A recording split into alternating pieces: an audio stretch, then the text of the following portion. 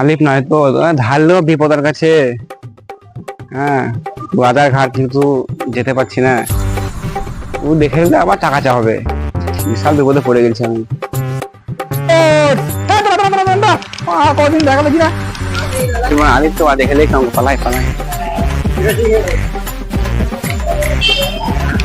এই দাঁড়া, একদিন তো পার হয়ে গেল, আজকে তো আলিফ দেখতে পাই, তো কপালে কষ্ট ভালো আছে আমার। তোমরা ছাড় দেও না, পয়সা পাই। পয়সাটাও ভালো না। শুকুর পয়সা কখন দিয়েছি, পয়সাটা দেওয়ার নাম করছে না, টাকাও দরকার। দেখা হচ্ছে না শুকুরের। এই শুকুর, বলো। পুরো ছেলে কোথায়? তোমার 4 দিন ধরে দেখা পাই নাই, তারপর কালকে দেখা হলো, কাল ডাকলাম। পয়সাটা আমার দরকার নাই, শরীর খারাপ থেকে। তোমার দরকারের জন্য আমি দিলাম, তোমার কিস্তি ছিল না বলে টাকাটা দিলাম। শরীর খারাপ বললে হবে? পয়সা আমার দরকার খুব, আমার খুবই পয়সা দরকার। তো ঘরে এত করে ছাড়তে হবে 15-20 হাজার টাকা ঘরে।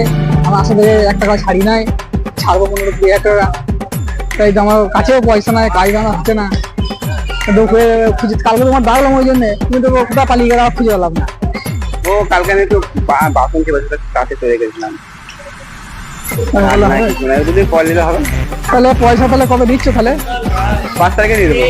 5 তারিখ পাকা তো? হ্যাঁ, 5 তারিখে তোমার ওই রাত্রি দেরি হবে। 6 তারিখে তাহলে আমি টাকাটা ছাড়বো, খুবই দরকার বুঝলে। তোমার দিয়েছি, তোমার কিস্তি ছিল বলে দিয়েছি। হ্যাঁ দিয়েছো। পালাপালি একদম পালিয়ে যাওয়ার কি আছে? কাল ডাকলাম, পালিয়ে গেলে। পালাইনি, শরীর খারাপ করছিল আমার। ঠিক আছে, বলতে পারতো যে ভাই হচ্ছে না, এবার বললাম ঠিক আছে। পালিয়ে যাওয়া কি আছে? তুমি বাজারেও যাচ্ছ না, সবাই জিজ্ঞেস করছি যে শুকুর বুদ্ধা, বলছি যে টাকা ধার নিয়ে যে, বলে টাকা ধার নিয়ে বলে ও আর বাজার যাচ্ছে না। শরীর খারাপ, ঠিক আছে বাজার যাবো বলো। হ্যাঁ, তাহলে ওটা আমি তো সবাইকে বললাম যে টাকা ধার নিয়ে দিতে পারে না, ঠিক আছে, কিন্তু টাকাটা করুক কমসে কম। বেশ বেশ বেশ ঠিক আছে, তাহলে পরশু দিয়ে দেবে তাহলে।